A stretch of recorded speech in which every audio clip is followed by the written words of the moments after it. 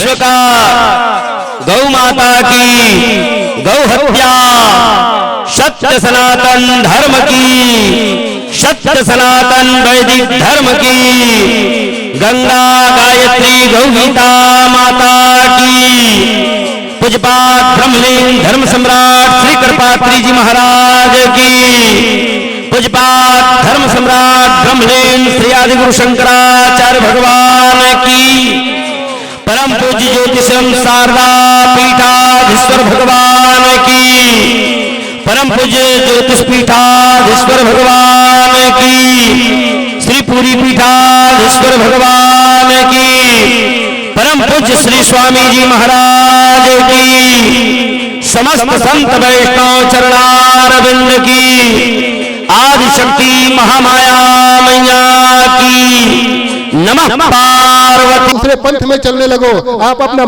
रास्ता बदल लो। अरे वो रास्ता वो आपका है जो आपके पिताजी चले, आपके दादा चले, आपके परदादा चले, आपके पूर्वज जो चलते आए हैं, वही हमारा रास्ता है, वही हमारा मार्ग है। अगर उस मार्ग को आप छोड़ोगे, भगवान में गीता में कहते हैं न यहाँ सुख मिलेगा न परांगति, न वहां जाने के बाद आपको सुख और शांति मिल सकती है। आपको सुख और शांति तभी मिलेगा जिस मार्ग पे हमारे दादा परदादा हमारे पूर्वज गए हैं, जिस रास्ते पे हमारे महाजन लोग गए हैं, महाजनों इन गता सपंथा, वही हमारा रास्ता है, वही हमारा मार्ग है जिसमें हमारे दादा परदादा हमारे पूर्वज गए हैं। वो इतने मूर्ख नहीं थे, हमसे समझदार थे, हमसे बुद्धिमान थे। आज सब कुछ सुरक्षित रखे हुए हैं, उन्हीं का देन है कि हम खा रहे हैं। संपत्ति कहां से आई? अगर वो बचा के नहीं रखे होते तो। सब कुछ सुरक्षित उन्होंने रखा है, उन्होंने धर्म की भी सुरक्षा रखी है। हनुमान जी महाराज कहते हैं ऋषि पुलस्त जस विमल मयंका। अरे किस कुल खानदान के हो? रावण कम से कम उसका तो ध्यान रखो, विचार तो रखो आप। रावण ने कहा है महाराज किसको समझाते हो? हमको समझा रहे हो? गुरु बड़े ज्ञानी, अब कपि गुरु मिल गए हमको, बंदर समझाएगा, दूसरा तो समझाने की बात नहीं है। अब इतने हमारी स्थिति खराब हो गई कि अब बंदर समझाएंगे। देख रहे हो कि तुम्हारे दादा परदादा जितने जब वर्णन कर रहे हो ना, तुम्हारे पिताजी भी हाथ जोड़ कर खड़ा हुआ है, कर जोरे सुर दिसिप विनीता। ये तुम्हारा पवन देव है ना, वो देखो हाथ जोड़े खड़ा हुआ है, अब भ्रिकुटी निहार रहा है कि कब हमारा क्या आदेश होगा। हनुमान जी महाराज ने कहा देखो तुम ये मन में माल रखे होगे ना कि तामसी शरीर है, तुम ये जो बहानेबाजी कर रहे हो रावण, अगर तुम ये मान रहे होगे तामस देह कछु भजन न होई, ये तामसी शरीर से अगर भजन नहीं होगा, कछु साधन न होई, साधन नहीं होगा, ये तुम्हारी बहुत बड़ी भूल है। ये तुम्हारी बहुत बड़ी गलती है कि इस शरीर से मेरे से भजन, इस शरीर में मेरे से भजन नहीं हो पाएगा। ये कहना बहुत बड़ा अपराध है तेरा। आप केवल भजन करके तो देखो, भजत कृपा करी है रघुराई। आप केवल भजन करो, भजन करते ही रघुराई कृपा कर देंगे। और आपके लिए कितना सुंदर अवसर है रावण, फिर ऐसा अवसर तुम्हारे जीवन में नहीं आएगा। रावण ने कहा क्या अवसर है मेरे पास? कहा तुमको ये अहंकार हो गया है ना कि मैं रावण हूं, ये संपत्ति मेरी है, सोने की लंका मेरे पास, सीता को ला करके कैसे वापिस करूं? यही ना तुम सोच रहे होगे कि वापिस कर दूंगी तो मेरी क्या स्थिति होगी, पूरे देश दुनिया में मेरी बदनामी होगी, लोग मुझको क्या कहेंगे। यही ना तेरे को मन में सता रहा है अहंकार। तो कहा इससे सुंदर अवसर नहीं मिलेगा रावण। अगर कोई ये कहे कि तुमने सीता को क्यों वापिस कर दिया, तो तुम ये कहना कि राम का एक दूत आया था और हाथ जोड़ करके इतना करुणा किया, इतना विनय कहा, इतना विनय किया, कितनी प्रार्थना की, हाथ जोड़ जोड़ करके महाराज सीता को वापिस कर दो, वापिस कर दो। तो मैं इतना करुणावाला हूँ ये कहना तुम कि उन्होंने कृपा पूर्वक जब उन्होंने निवेदन किया तो मैंने कहा ठीक है जा ले जा, ये मैं वापिस कर दिया। ये लोगों को कहने का तेरे पास अवसर मिल जाएगा, ऐसे में कैसे कहोगे तुम? तो इतना सुंदर तेरे पास जो अवसर है, इस अवसर को तुम मत खो। अगर ऐसा मौका आ जाए तो कहना राम का दूत आया था एक हनुमान, बहुत उन्होंने विनय किया, अन्याय विनय किया, निवेदन किया, तो मैं तो दानवेंद्र महाराज रावण मैंने कहा ठीक है, जा ले जा, ये मैंने दे दिया, ये कह देना ये तुम्हारे पास सुंदर अवसर है, ऐसे अवसर को मत खो तू। पर रावण कहाँ मानने वाला था। रावण ने कहा, ए बंदर, अब तू समझाएगा मेरे को, तू? और जानते हो कि मेरे को जो समझाता है उनकी क्या स्थिति होती है? कहा क्या स्थिति होती है? कि जो मेरे को समझाता है उनकी मृत्यु निकट आ जाती है। लागस अधम सिखावन मोही, मुझको सिखाया है। मेरे सिखाने वाले जो होते हैं तो मृत्यु निकट आई खल तो ही, अरे खल, जो मुझको समझाता है उनकी मृत्यु निकट आ जाती है। एक बार समझाने के लिए शनि देव आए थे, 7:30 लग गई है, नीचे जाके देखना उल्टा लटका हुआ है, तब से आज तक वही भोग रहा है। जो मेरे को समझाता है उनकी मृत्यु निकट आ जाती है। हनुमान जी महाराज हंसने लगे, और सच यही था कि रावण ने क्या किया कि मृत्यु के अधिष्ठात्री देवी को लाके खड़ा कर दिया, और उन्होंने कहा कि देख, तेरी मृत्यु तेरी निकट आ गई है। तो मेरे को समझा रहा है ना, मृत्यु तेरी निकट है। क्योंकि दो तरह के लोग होते हैं, एक होता है सठ और दूसरा होता है मूर्ख।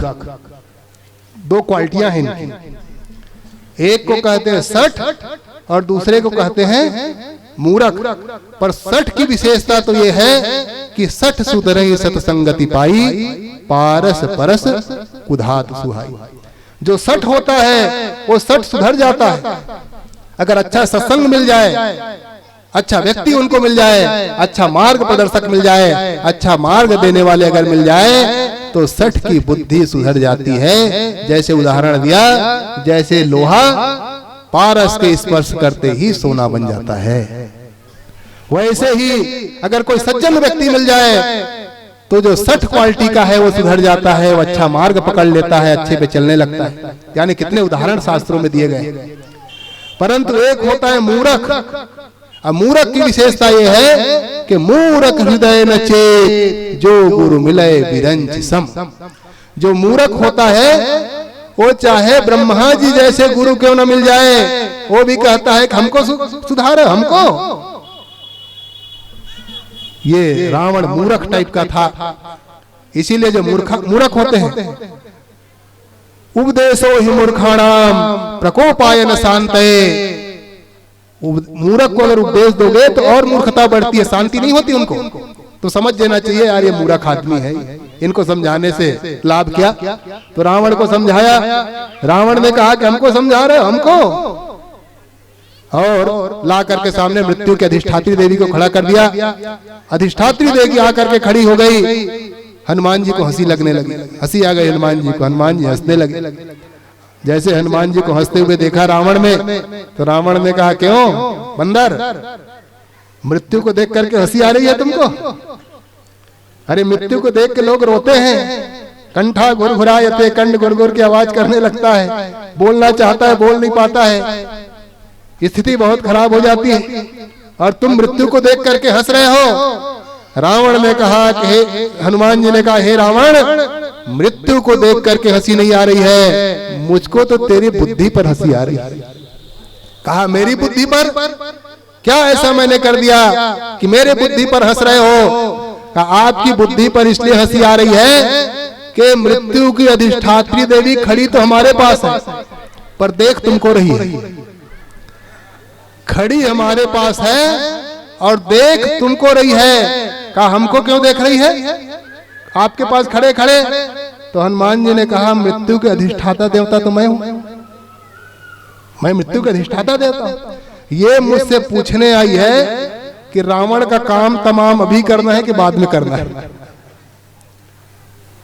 क्योंकि तुमने साधु का अपमान किया है, और साधु के अपमान करते ही मृत्यु सन्निकट आकर के खड़ी हो जाती है। साधु अवज्ञा तुरत भवानी, कर कल्याण अखिल कह हाय।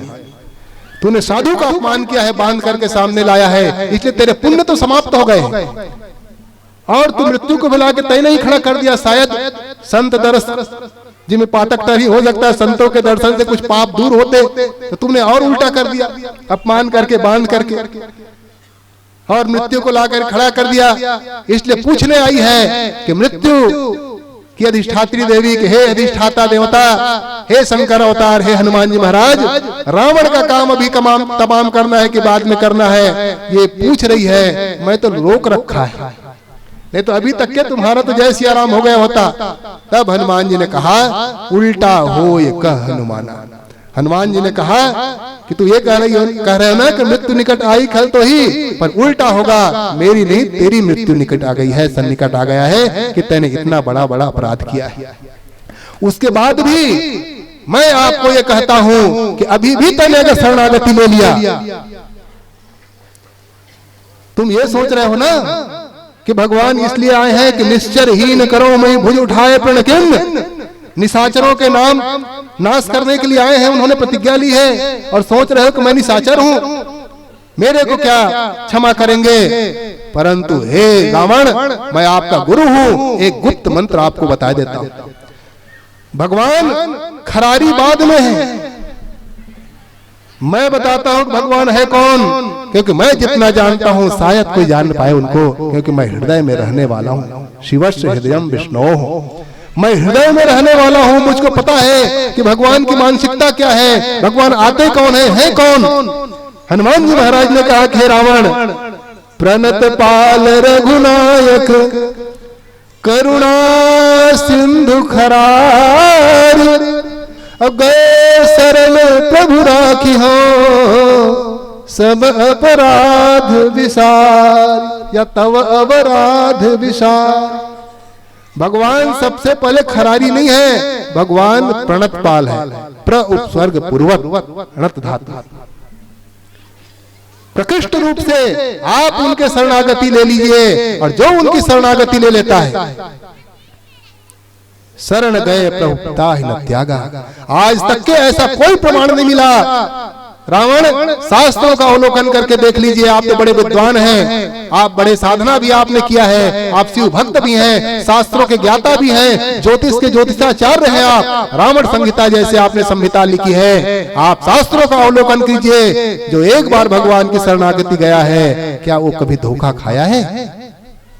शरण गए प्रभु त्याहि न त्यागा, जो शरण चला जाता है उनका त्याग भगवान कभी नहीं करते, भले विश्व द्रोह कृत अग जही लागा, भले वो विश्व द्रोही क्यों ना हो, बड़े बड़े पापी क्यों ना हो, अगर उन्होंने भी शरणागति ले लिया तो भगवान उनके रक्षक हैं। इसलिए भगवान का पहला लक्षण ये है, भगवान की पहली विशेषता ये है, भगवान का पहला प्रण ये है कि प्रणत पाल है। जो उनका प्रार्थना करता है, शरणागति ले लेता है, उनके रक्षा करने वाले हैं, उनके पालने वाले हैं, ऐसे वो रघुनायक हैं, करुणा सिंधु हैं। अगर तू उनकी शरण में जाएगा वो तेरे भी अपराध क्षमा कर देंगे। गए शरण प्रभु ताहि न त्यागा।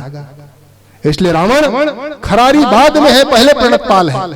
तो ये तेरी मन में जो धारणा है, ये धारणा तू हटा दे। अगर तू धारणा हटा देगा तो निश्चित रूप से आपका राज्य अचल हो जाएगा, आपकी संपत्ति अचल हो जाएगी, और आप सदा सदा के लिए ऐसे ही राज्य करने वाले हो जाएंगे। ये केवल रावण का उपदेश नहीं है, ये उपदेश हम सब जीवों के लिए है। हनुमान जी सबके गुरु हैं, सबको समझाते हैं कि आप भगवान की शरणागति ले लीजिए। अगर आप भगवान की शरणागति ले लेंगे तो जाने कितने अपराध हमने भी किया है। केवल रावण ने अपराध किया था, हम सब भी मनसा वाचा कर्मणा, कोई मन से, कोई वचन से, कोई कर्म से, जाने कितने अपराध हमसे हो गए हैं। अगर आप गिनती लगाओ ना कि आपने कितना अपराध किया है, तो एक गिलास पानी के लायक भी जीव नहीं है। अपने पुण्यों के प्रताप से एक गिलास पानी ना मिले हमको, इतने अपराध, चाहे मन से हो, चाहे वचन से हो, चाहे कर्म से हो, इतने अपराध व्यक्ति कर चुका है। परंतु जो भगवान की शरणागति ले लेता है, वो सारे अपराध भगवान क्षमा करते हैं, कभी उनकी ओर ध्यान भी नहीं देते, कभी उनकी ओर दृष्टि गोचर नहीं करते। यही काम तो हनुमान जी का है। हनुमान जी का काम ही संगठन करना, दोष को छुड़ाना, और दोष को छुड़ा करके भगवान के चरणों में ला करके संगठित कर देना। इसीलिए आप देखिए, हनुमान जी जब भी प्रहार करते हैं तो गदा से कभी आपको नहीं मिलेगा गदा से किसी को मारे हो। क्यों जी? हमने तो नहीं पढ़ा है, ना सुना है। और आचार्य जी तो बड़े मर्मज्ञ हैं। कभी ऐसा मिला, आपने कभी कथा सुनी कि हनुमान जी ने किसी को गदा से मारा हो? अब पिक्चर में दिखा दे अलग विषय है, वो मल्टीमीडिया कंपनी तो ऐसी है, जाने क्या से क्या बना दे, वो कब क्या पिक्चर बना दे, कब क्या बना दे और क्या दिखा दे। पर शास्त्रों में कहीं ऐसा नहीं मिलेगा कि हनुमान जी किसी को गदा से प्रहार किया। हाँ, दिखाने के लिए जरूर रखते हैं, जीने के लिए आवश्यक है एक वस्तु रखना। जब भी वो मारते हैं या प्रहार करते हैं, किससे? मुष्टिकम प्रहारम, मुटका से। मुटका एक महाकपि हनई, रुधिर भमत धरनी धन मनई। हमेशा जब, क्योंकि मुटका क्या है? ये संगठन शक्ति है, क्योंकि आप में शक्ति तभी आएगी जब आप संगठित होंगे। और अगर आपने संगठन नहीं किया, चाहे वो घर का संगठन हो, समाज का संगठन हो, गांव का संगठन हो, प्रदेश का संगठन हो, देश का संगठन हो, अगर आप संगठित होना छोड़े तो कोई भी आएगा, आके आपको झाड़ू की तरह बाहर के चला जाएगा। आप कभी भी अपनी धर्म की रक्षा नहीं कर सकते, अपने घर की रक्षा नहीं कर सकते, अपनी रोटी चोटी बेटी की रक्षा नहीं कर सकते जब तक कि आप संगठित ना हो। और अगर आप संगठन हो जाएंगे तो कोई माई का लाल ताकत नहीं है जो आपके बीच में, आपके गांव में, आपके समाज में घुसे और किसी तरह से अधर्म का काम करके चला जाए। किसी की ताकत इतनी नहीं है, इसलिए आते हैं लोग, इसलिए बरगलाते हैं, इसलिए धर्मांतरण कराते हैं, इसलिए उठा के लोग ले जाते हैं, क्योंकि हम संगठित नहीं है। हम सोचते हैं उनका है, हमारा क्या है, उनका हुआ है, हमारा क्या हुआ है। और इसी में हम धीरे धीरे कटते जा रहे हैं, धीरे धीरे सिकुड़ करके छोटे से बन गए। क्यों? क्योंकि हमारे पास संगठन नहीं है, इसलिए आवश्यक है संगठन होगा। हनुमान जी संगठन की शक्ति जानते थे। संघे शक्ति कलौ युगे, उनको पता था कि संगठन में शक्ति क्या है। इसलिए राम जी के सामने में राक्षस को भी लाके जोड़ दिया, विभीषण जी को, बानर को भी लाके जोड़ दिया, भालुओं को भी लाके जोड़ दिया, ऋषि मुनियों को भी जोड़ दिया। उनको पता था कि संगठन में शक्ति है, आप संगठित रहेंगे। इसलिए आप देखिए, झाड़ू आप लोगों ने देखा होगा, बहुत सारे तिनके इकट्ठा करके झाड़ू बना ली जाती है। बहुत सारे तिनका इकट्ठा करो, झाड़ू बना लो। और जब तक के एक धागे में वो बंधा रहता है, तब तक के पूरे घर के कचड़े को साफ करता है। वो तिनका जब तक के एक सूत्र में बंधा है, तब तक के घर के कोने कोने कचड़े को निकालता है, निकाल करके साफ कर देता है। और आप देखिए कि जैसे ही उनका बंधन खुलता है, तिनका अलग अलग होता है, वो झाड़ू ही एक दिन कचड़ा बन जाता है। फिर सफाई करने के लिए दूसरे की आवश्यकता है। जिस दिन बंधन खुला, उसी दिन झाड़ू ही कचड़ा बन जाता है। और जब तक के बंधन में है, तभी तक के कचड़ा को साफ करता है। तो कचड़े को साफ तभी कर सकते हैं आप, बुराइयों को तभी मिटा सकते हैं, अधर्म को तभी आप भगा सकते हैं जब आप संगठित रहेंगे। इसलिए आपका शरीर, आप देखिए, आपका शरीर संगठित है, और आपका शरीर संगठित होने के कारण आपके शरीर में कभी लड़ाई झगड़ा नहीं होता। हाथ और पैर आपस में कभी लड़े हैं?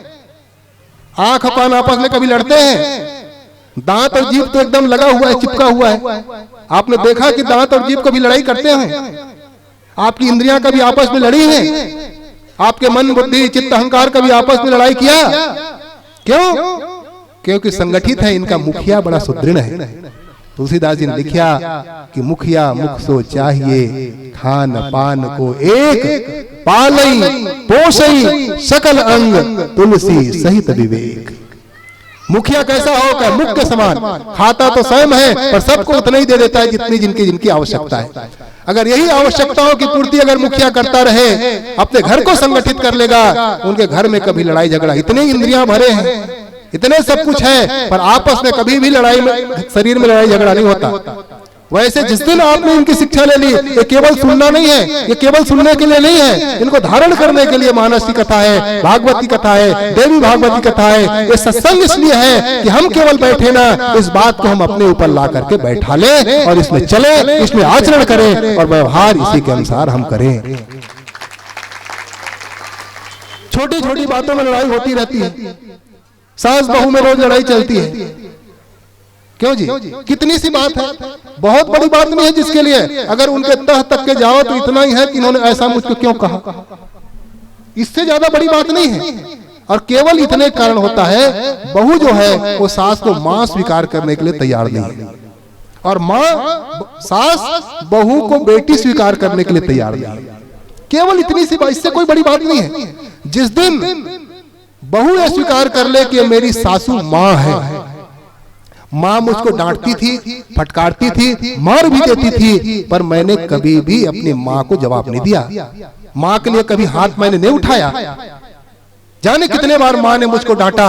केवल इतना स्वीकार कर ले बहू कि मेरी सासू मां है, और मां डांटती भी फटकारती भी थी, मैंने कभी जवाब नहीं दिया, आज मां ने फटकार भी दिया तो क्या फर्क पड़ना है, इतना ही तो है।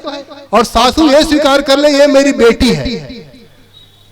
बेटी जाने कितनी गलतियां की, कभी मैंने बेटी से कुछ कहा नहीं, कभी लेट से सो के उठी, कभी कोई चीज गिर गया हाथ से, कभी कोई धोखा हो गया, कभी टीवी ही देख रही है, कभी कहीं बैठी है तो ठीक है, बैठी है तो बैठी है, जैसे बेटी बैठी रहती थी आज ये भी बैठी है, बहू भी बैठी है। केवल इतना स्वीकार कर ले तो बताइए उसके घर में सास बहू की लड़ाई होगी? इतना ही स्वीकार करना है। बहू ये स्वीकार कर ले कि मेरी मां है, और मां ये स्वीकार कर ले कि मेरी बेटी है।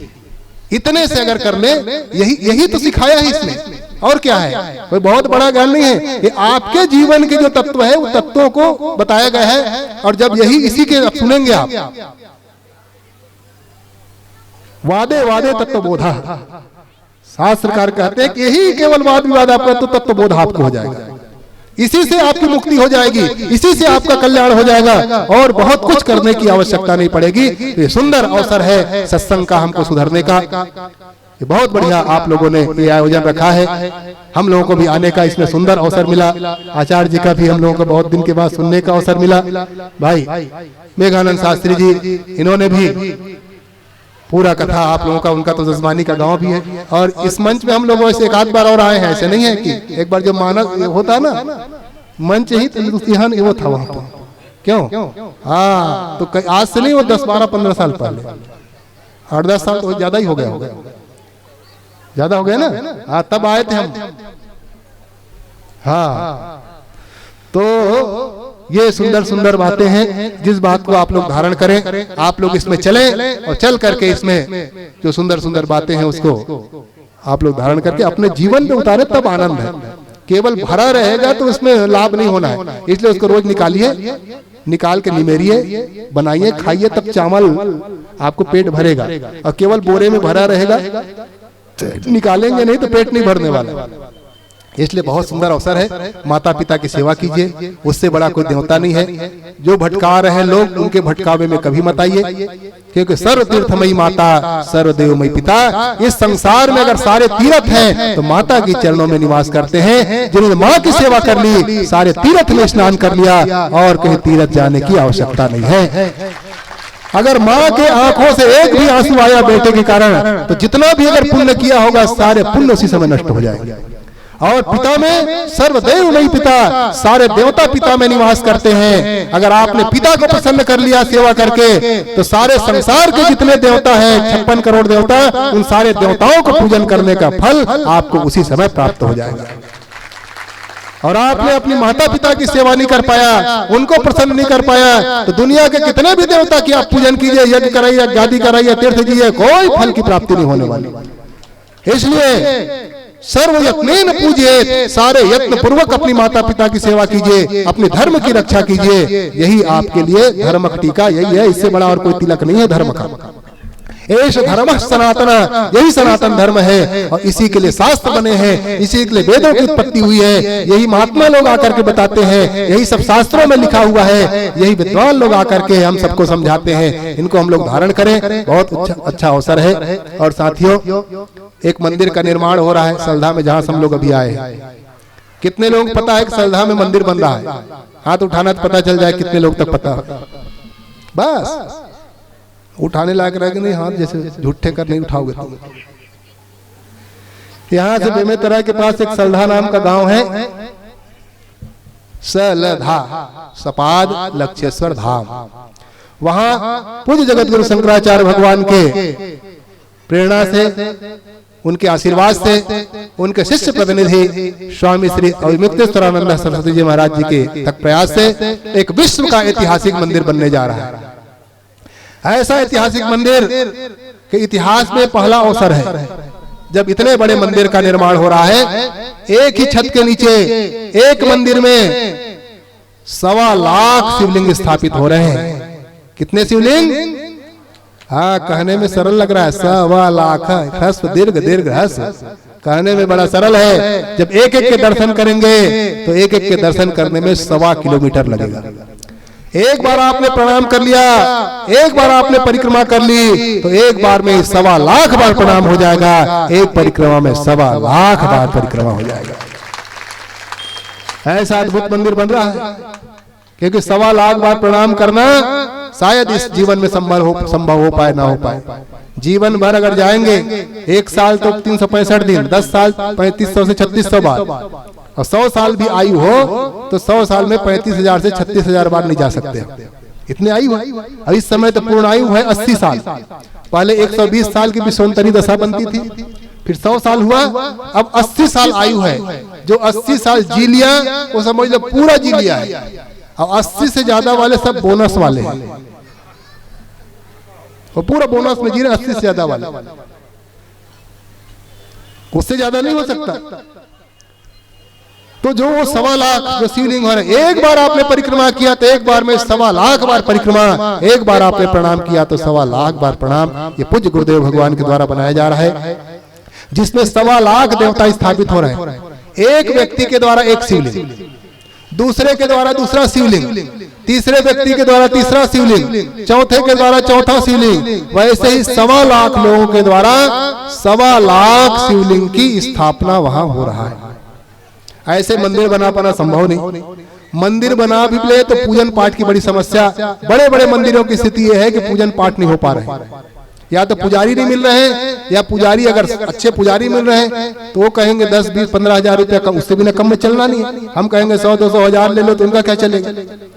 तो या तो हम पारितोषिक नहीं दे पा रहे हैं, या अच्छे पुजारी नहीं मिल रहे हैं, तो मंदिर की पूजन पाठ की व्यवस्थाओं में अव्यवस्थाएं हो रही हैं। इसलिए पूज्य गुरुदेव भगवान का मानना है जब विश्व का ऐतिहासिक मंदिर जब बन रहा है तो क्यों ना हम भी अपने अपने नाम से एक एक शिवलिंग की स्थापना कर लें, और उनका पूजन पाठ सदा सदा परंपरा से चलता रहेगा, और उनके पूजन पाठ होगा, और उनका आशीर्वाद उन्हीं को मिलेगा जिन्होंने वहां स्थापना कर रखा है। क्योंकि बिजली उन्हीं के यहाँ जलती है, पानी उन्हीं के यहाँ पहुंचता है जो कनेक्शन ले रखा है। हमारे गली से भले बिजली जाए, हमने कनेक्शन नहीं लिया तो नहीं जलने वाला, पानी नहीं आने वाला। तो जो भगवान से कनेक्शन जोड़ रहे हैं लोग उन्हीं के पास जाते हैं। महात्माओं के पास लोग क्यों जाते हैं? क्योंकि वो अपना कनेक्शन भगवान से जोड़ रखे हैं। इसलिए कहते हैं महाराज हमारे तरफ भी थोड़ा आशीर्वाद बनाए रखे। तो जो भगवान से कनेक्शन जोड़ता है उनके यहाँ आशीर्वाद मिलता है। तो वहां 1.25 लाख शिवलिंग की स्थापना होने जा रहा है। जिनकी इच्छा है वो हमारे आचार्य मेघानंद शास्त्री जी के द्वारा अपने अपने शिवलिंग की नाम वहां लिखवा सकते हैं, और उसमें बहुत बड़ी राशि नहीं है। उनके लिए एक शिवलिंग के लिए केवल 5100 रुपए देना है।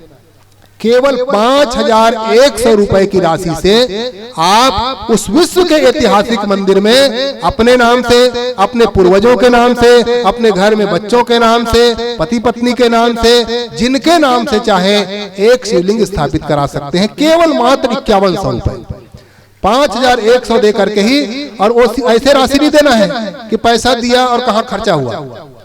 वो जो राशि है उन्हीं के नाम से उनका शिवलिंग स्थापित होगा। जैसे राम जी ने स्थापित किया लंका जाते हुए, तो उनका नाम पड़ गया रामेश्वर। रामस्य ईश्वरः रामेश्वरः, षष्ठी तत्पुरुष समास है। राम जी का ईश्वर रामेश्वर। सीताराम ने किया तो सीता रामेश्वर, कौशल्या दशरथ ने किया तो कौशल्या दशरथेश्वर, भरत जी ने किया तो भरतेश्वर। ऐसे एक एक शिवलिंग की स्थापना वहां होने जा रही है। उसमें 25,000 से ऊपर लोग जुड़ चुके हैं लगातार। यहाँ से भी दिलीप भाई लोग पहले से जुड़ चुके हैं, शायद माता पिता के नाम से इनका स्थापित पहले से हो चुका है। तो कुछ सक्रिय लोग हैं जो पहले से नाम लिखवा चुके हैं। कितने लोग जुड़े हाथ उठाना तो हम लोग समझ जाए। यहाँ से 1, 2, 3, 4, 5, 6, देखो इतना ही अभी हुआ है। इतने लोगों में केवल 6, अभी तो माइनस में बहुत माइनस करूंगे तब परसेंटेज आएगा। जुड़ना सबको है, कोई बच ना पाए उसमें, क्योंकि ऐसा मौका बार बार फिर नहीं आएगा। ऐसे मंदिर हम बना नहीं पाएंगे। और जाने के बाद कौन किसको नाम लेता है बताइए? आप भी चले जाओगे तो कोई नाम लेने वाला है फिर? क्यों जी? जाने हमारे बाबा परदादा कितने चले गए, कोई नाम लेते हो? आपसे पूछे 5 पीढ़ी का नाम बताओ तो इसमें से 1-2 लोग होंगे जो हाथ उठाएंगे। पिताजी के पिताजी के पिताजी के पिताजी क्या नाम था, तो 1-2 लोग मिलेंगे केवल। और दादी का पूछे तो भी ना मिले। और अंतिम में नाम मिले तो गया जी चले जाते हैं। अब गया में जाकर कहते हैं अब तो गया होगा, अब गया। तो गया जी पिंड छुड़ाने जाते हैं कि पिंड दान, वही समझ में नहीं आता है। क्यों जी? गया जाके पिंड छुड़ाते हो पितरों से कि गया में पिंड दान करते हैं। ऐसा मत समझना कि मैं गया चला गया तो मेरे पिंड श्राद्ध छूट गए, ये कभी छूटता नहीं है। आप गया गए हो, गया में पिंड श्राद्ध कर लिया, उसके बाद आजीवन आपको तर्पण करना है पितरों को, आजीवन पिंड दान करना है, आजीवन तीर्थों में जाके जल देना है। ऐसा नहीं कि आप गया श्राद्ध कर लिए तो आपकी छुट्टी हो गई, ऐसा नहीं है। गया श्राद्ध का मतलब यह है कि गया श्राद्ध आपने कर लिया, अगर धोखे से आप नहीं कर पाए श्राद्ध तर्पण तो आपको दोष नहीं लगेगा। इसलिए जब तक के आपका शरीर है तब के पितरों को तर्पण आपको देना पड़ेगा, तब तक के पितरों की आराधना आपको पढ़नी पड़ेगी, तभी आपकी धर्म संपत्ति बढ़ेगी। बाढ़ पूत पिता के धर्मा, अगर पितर नाराज हो गए, पितर दोष लगेगा तो कोई नहीं बचा सकता। और जाने के बाद कोई किसी को याद नहीं करता, ये सही है। हम भी जाएंगे तो हमको भी कोई याद नहीं करेगा। इसलिए विश्व के इतिहास में अपना एक एक नाम लिखवाइए, एक एक नाम से एक एक शिवलिंग। और उस राशि को आप एक बार में नहीं दे सकते तो धीरे धीरे करके दे सकते हैं। 5100 की राशि, तुलसी का चौरा नहीं बनना इतने में। तो तुलसी का चौरा बनो तो 5100 से ज्यादा लग जाएगा।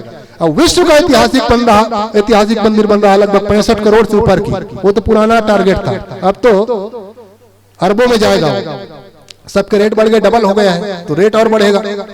तो ऐसा ऐतिहासिक मंदिर में सबके एक एक शिवलिंग कम से कम वहां स्थापित हो। और आपकी पूर्वज जब आएगी, आपकी पीढ़ियां आएंगी, वो देखेंगे कि हमारे बाप दादा ने भी एक शिवलिंग वहां स्थापित किया था, उन्हीं का शिवलिंग और उन्हीं के नीचे में नाम। और वो जो 5100 की राशि है, चाहे एक बार में दे दो, धीरे धीरे 1 बार 2 बार 3 बार किस्त में दे दो, नाम लिखवा के बाद में दे दो, बैंक में डलवा दो। जुड़ने से तात्पर्य है 5100 तो कहीं के कहीं चला जाता है, उतने में साल में पान खा जाते हैं लोग। तो ये विश्व का ऐतिहासिक मंदिर, इसलिए सोच करके, समझ करके, विचार करके आप उसमें जुड़ेंगे। मोनू भाई होंगे, सबको पॉम्पलेट एक एक व्यवस्था करा देंगे। एक एक पॉम्पलेट साधु मोनू और ठाकुर साहब होंगे, सबको एक एक पॉम्पलेट, ताकि सबके पास रहे। और हमारे आचार्य मेघानंद शास्त्री जी के पास आप लोग नाम लिखवा सकते हैं, हमारे पुरुषोत्तम भैया के पास, उधर पौड़ी वाले शास्त्री जी हैं, उनके पास आप लिखवा सकते हैं। जुड़ने से तात्पर्य है कवर्धा आप जाएंगे, 14वें भोजनालय में भी रसीद बुक रखी हुई है, वहां भी जाकर के आप रसीद कटा करके प्राप्त कर सकते हैं। सलधा यहाँ से दूर नहीं है, 60-65 किलो 70 किलोमीटर अधिकतम बेमेतरा से लगा हुआ सलधा गाँव है, शिवनाथ नदी के किनारे, वो बहुत दूर नहीं है। वहां भी आइए, 10 करोड़ से ऊपर खर्चा हो चुके हैं, छत ढलने का काम चल रहा है, बहुत सुंदर भव्य और दिव्य एक धाम बन रहा है, वहां भी आप लोग आइए। बस इन्हीं शब्दों के साथ आप सुखी रहें, प्रसन्न रहें। पूज्य गुरुदेव भगवान जैसे आएंगे वे मिथिलापुर जरूर आएंगे, गुरु जी के स्वास्थ्य के अनुकूल है, जैसा है रात्रि में उनका निर्णय होगा।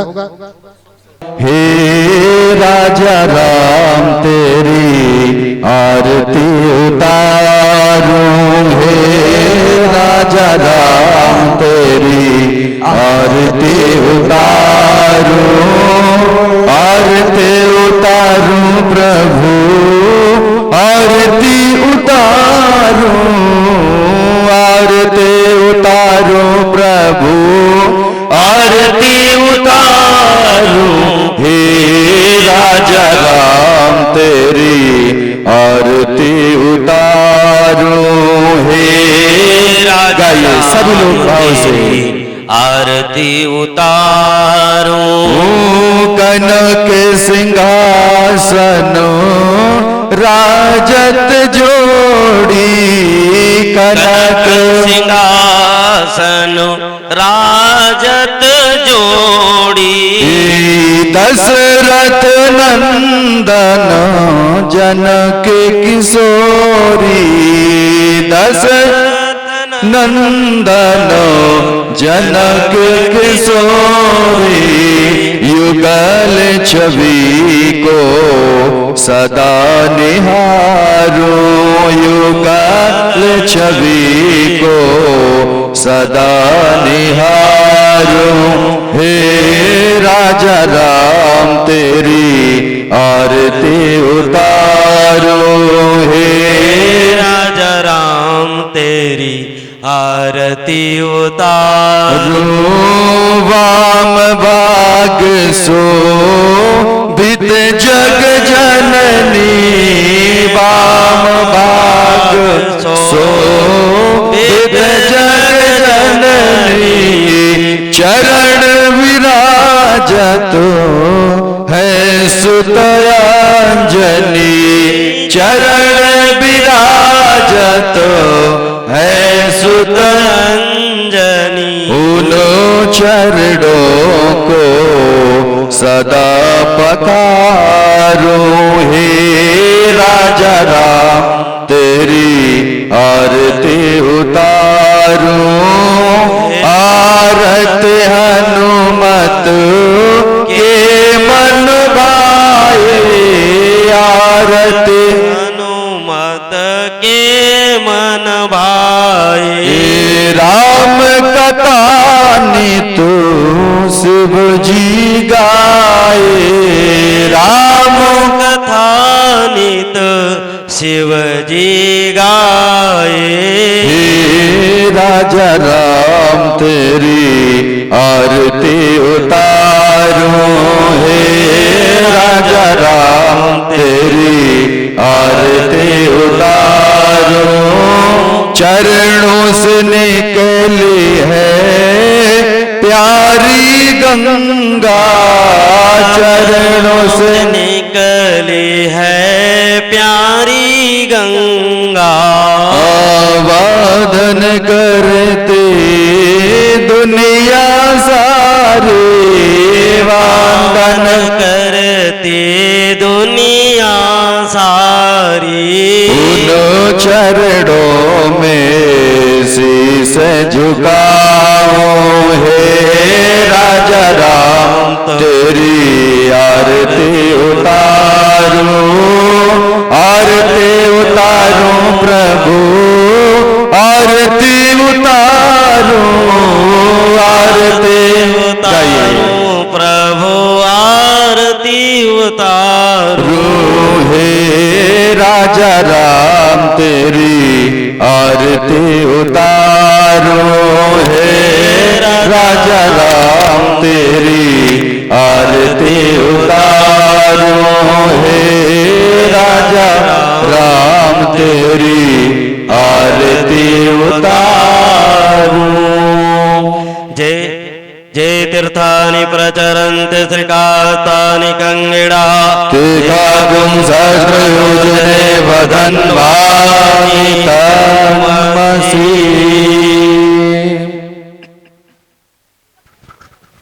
प्रेम से बोलो सियावर रामचंद्र की भगवती शीतला महामाया मैया की परम पूज्य जगत गुरु शंकराचार्य भगवान की जय हो परम पूज्य सदगुरु श्री दंडी स्वामी जी महाराज की जय हो समस्त संत वैष्णव चरणारविंद की जय हो सपाद लक्षेश्वर धाम की जय हो नमः पार्वती पतये हर हर महादेव बड़े आनंद के साथ